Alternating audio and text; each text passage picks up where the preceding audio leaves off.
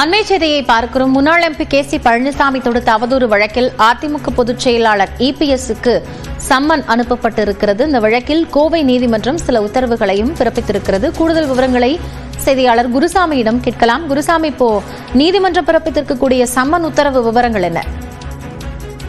காயத்ரி, கடந்த 2024ஆம் ஆண்டு நடைபெற்ற நாடாளுமன்ற தேர்தல் தொடர்பாக கே.சி. பழனிசாமி செய்தியாளர்களுக்கு பேட்டி அளித்திருந்தார். இந்த பேட்டி தொடர்பாக கோவை விமான நிலையத்தில் கடந்த ஆண்டு ஜூன் மாதம்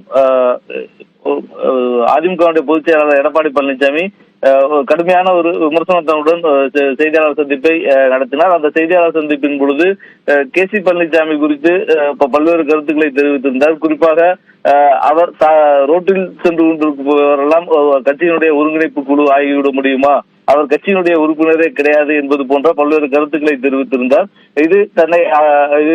இது குறித்து கே.சி. பழனிசாமி ஒரு அவதூறு வழக்கு, குற்றவியல் அவதூறு வழக்கை கோவை நீதிமன்றத்தில் கடந்த ஆண்டு தாக்கல் செய்திருந்தார். இந்த குற்றவியல் வழக்கு விசாரணையானது நடத்தப்பட்டது. இந்த குற்றவியல் வழக்கு தாக்கல் செய்திருந்த கே.சி. பழனிசாமியை முதலாவது குற்றவியல் நீதிமன்றமானது விசாரணைக்கு அழைத்து விசாரித்திருந்தது. இந்த விசாரணையில் அவர் தாக்கல் செய்திருந்த